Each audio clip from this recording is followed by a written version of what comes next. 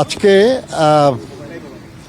European ইউনিয়নের একটা প্রতিনিধি দল আমাদের ভারপ্রাপ্ত চেয়ারম্যান জনাব তারেক রহমানের সঙ্গে সাক্ষাৎ করতে এসেছিলেন।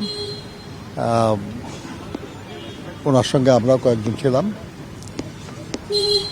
মূলত এই সাক্ষাৎটা ছিল ইউরোপিয়ান ইউনিয়ন বাংলাদেশের অনেক গুরুত্বপূর্ণ একটা উন্নয়ন অংশীদার, এবং আপনারা জানেন যে বাংলাদেশের যে আসন্ন জাতীয় সংসদ নির্বাচন, এই নির্বাচনে তারা বেশ বড় একটা নির্বাচনী পর্যবেক্ষক দল পাঠাচ্ছে। তো এই বিষয়গুলি নিয়েই আমাদের ভারপ্রাপ্ত চেয়ারম্যান মহোদয়ের সঙ্গে তারা কথা বলতে এসেছিলেন। খুব ভালো আলোচনা হয়েছে, ফলপ্রসূ আলোচনা। সেখানে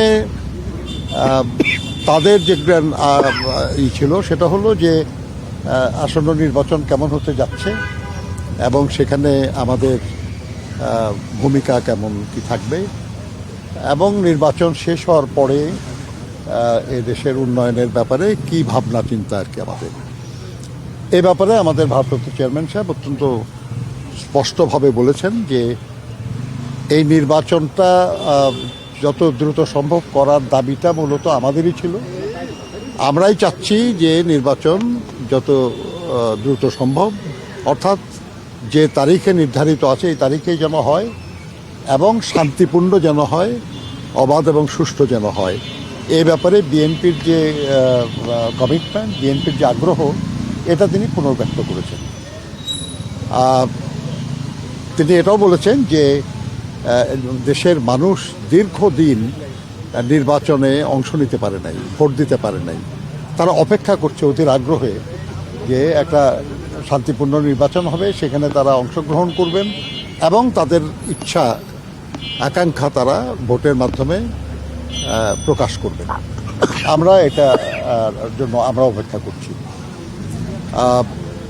নির্বাচনে আমরা সক্রিয়ভাবে অংশগ্রহণ করতে যাচ্ছি। এর জন্য যা যা প্রস্তুতি যেগুলো নেওয়ার এগুলো আমরা নিয়েছি, আমরা কাজ করছি। এবং ইউরোপিয়ান ইউনিয়নের যে বাংলাদেশের উন্নয়নের যে অংশগ্রহণ এবং অবদান, উনি তার জন্য ধন্যবাদ জানিয়েছেন ইউরোপিয়ান ইউনিয়নের প্রতিনিধিদেরকে, এবং তিনি আশা করেছেন, তাদেরকে অনুরোধও করেছেন যে আগামী দিনে ইউরোপিয়ান ইউনিয়নের যেন আরও বেশি সহযোগিতা করে, বাংলাদেশের উন্নয়নের জন্য আরও কার্যকর ভূমিকা পালন করে, যাতে বাংলাদেশের জনগণ উপকৃত হয়। তারা বলেছেন যে তারা আরও বড়ভাবে, আরও অধিক পরিমাণে সহযোগিতা নিয়ে তারা আগামী দিনে বাংলাদেশের পাশে দাঁড়াবে।